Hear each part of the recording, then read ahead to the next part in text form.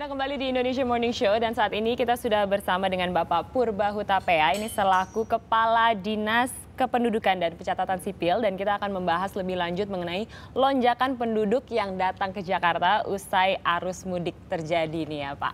Pak, sebenarnya selamat pagi dulu. Selamat pagi. Apa kabarnya Bapak? Baik. Mungkin kita pengen nanya lebih lanjut nih ya Pak. Sebenarnya sudah ada himbauan belum Pak yang diberikan ketika kemarin masyarakat melakukan arus mudik gitu ya, keluar dari Jakarta. Sudah ada himbauan nggak tidak membawa sanak saudara atau rekan-rekannya ke Jakarta gitu Pak?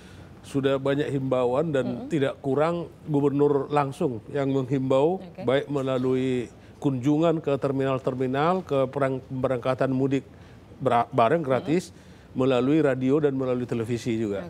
Dan sebetulnya himbauan dan kerjasama ini juga sudah dilakukan melalui suatu wadah kerjasama antara pemerintah provinsi se-Jawa, Bali, Lampung, Nusa Tenggara, dan Nusa Tenggara Timur, di mana sumber kaum urban itu datang ke Jakarta. Dan di situ sebetulnya bukan hanya sebatas himbauan, masing-masing pihak bertanggung jawab untuk mengendalikan mobilitas penduduknya agar tidak menjadi beban untuk daerah lain.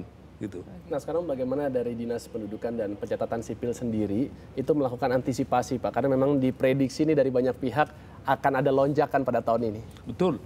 Jadi prediksi kita sudah antisipasi kita pertama melakukan survei ilmiah dengan menggandeng Badan Pusat Statistik Provinsi DKI Jakarta dan Lembaga Demografi UI.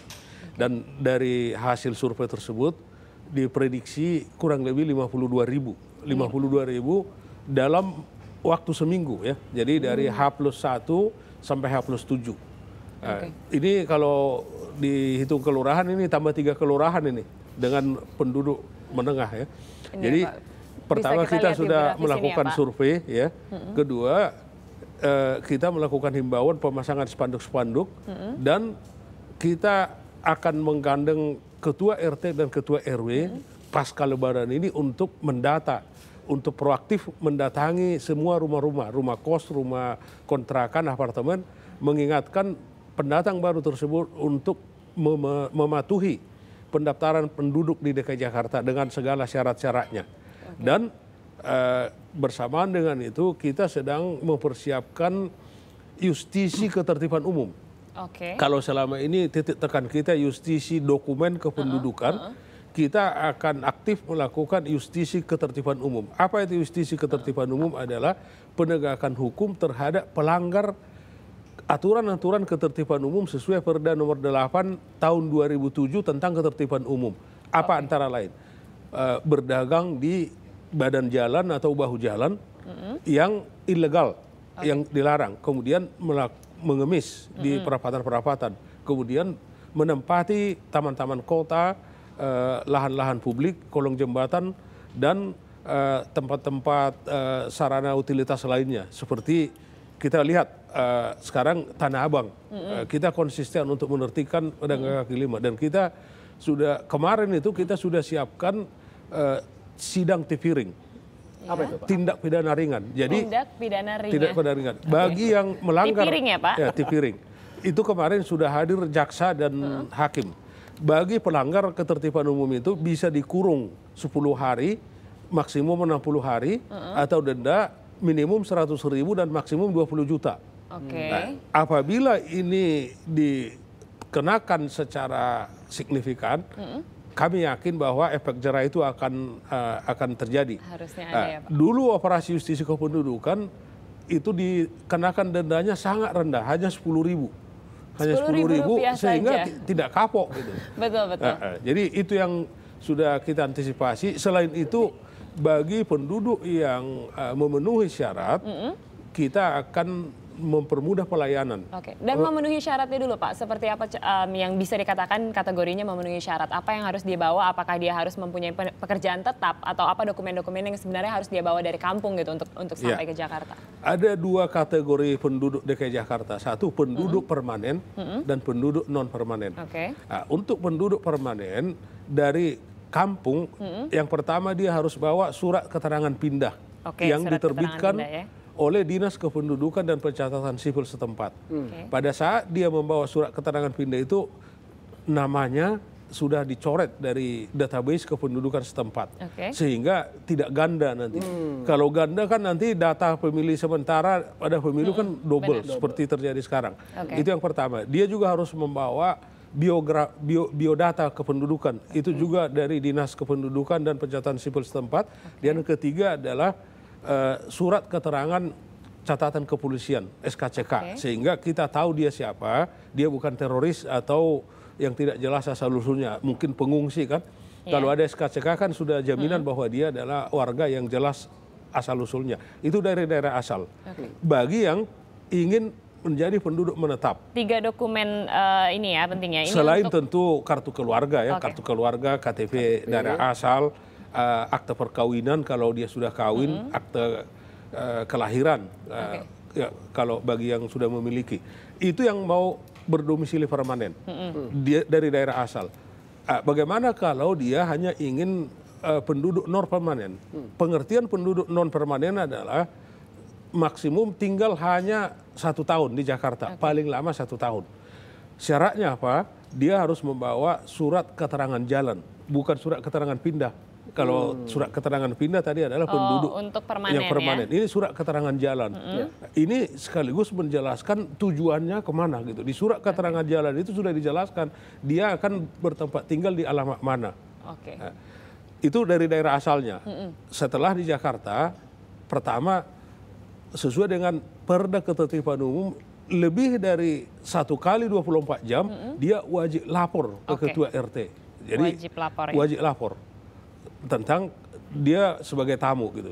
Ini aspek keamanan ini terutama.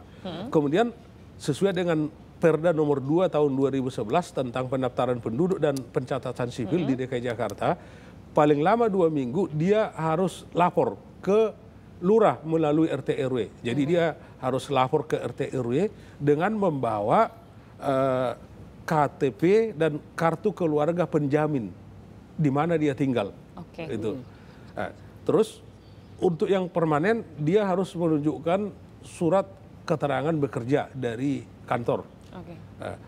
Pekerjaan di sini termasuk yang informal ya. Jadi bukan hanya pekerjaan yang formal karena itu juga sama-sama bekerja. Yang penting ada pekerjaan yang memang dituju di sini ya Pak ya. Dan sekaligus tadi jaminan tempat tinggal ditandai dengan dia dimasukkan di kartu keluarga penjamin itu. Dia nanti akan mendapatkan kartu penduduk. Itu yang permanen. Bagi yang non permanen bagaimana?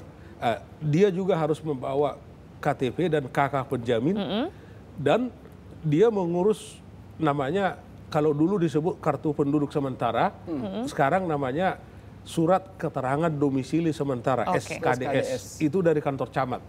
Jadi bersamaan dengan itu kita juga permudah pelayanan. Kita ada pelayanan jemput bola, kita ada pelayanan keliling gitu. Dan kita berdayakan RT dan RW. Dan bersamaan dengan itu saya sudah sampaikan tadi, kita akan meningkatkan razia operasi ketertiban umum.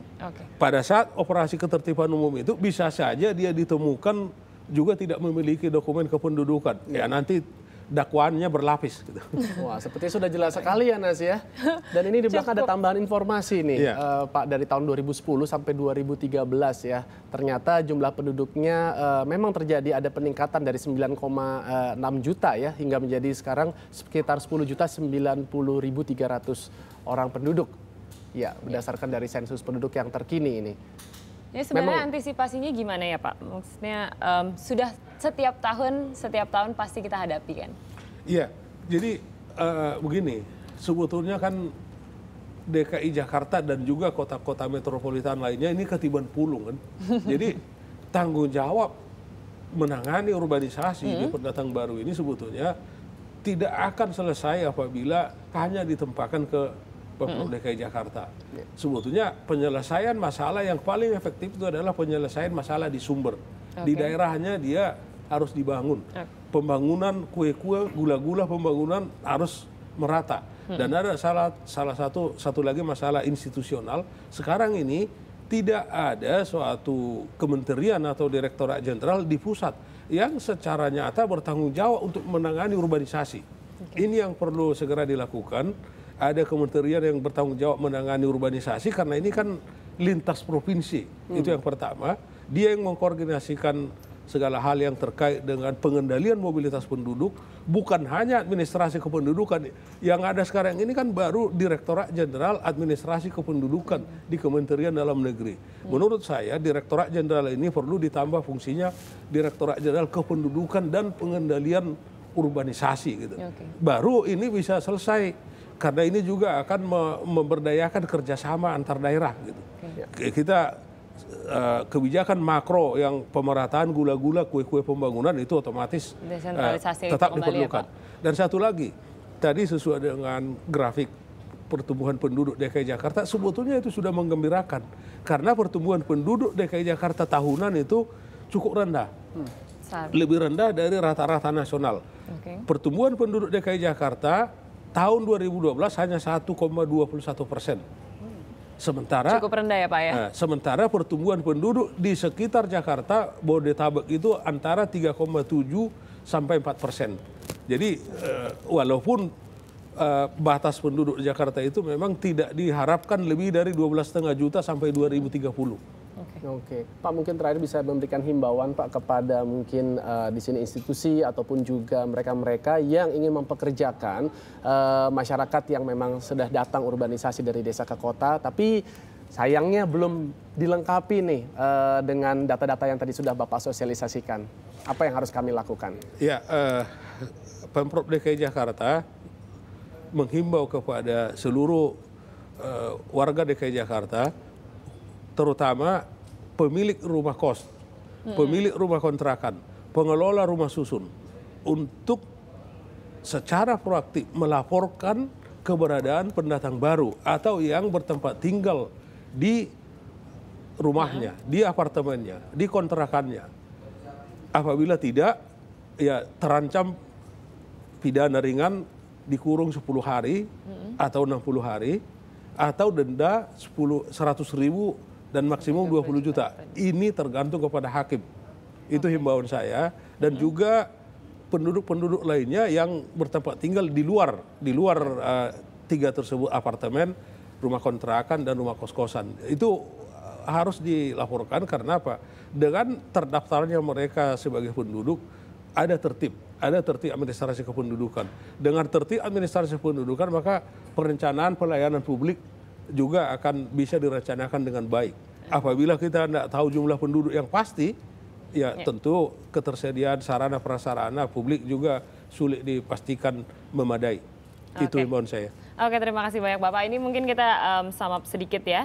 Jadi mengenai untuk yang pendatang ya, jadi yang selain KTP, KK, dan akte kelahiran dan juga akte perkawinan itu bisa dibawa juga kalau misalnya permanen surat keterangan pindah ya. Dari dan daerah juga asal. Dari daerah asal. Dari daerah asal dan juga kalau tidak dan dari surat keterangan dinas jalan. kependudukan. Ini jangan. Oke, itu yang penting-penting itu yang harus dibawa untuk kemudian diurus nanti kalau misalnya mau jadi penduduk permanen ataupun menjadi penduduk non permanen ya Pak ya.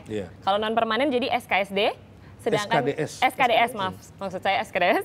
Dan kalau permanen kita mendapatkan kartu penduduk. Oke, Bapak. Terima kasih banyak Bapak Purba Hutapea sudah datang hari ini. Ini semoga juga memberikan sedikit informasi ya bagi yang di rumah ya.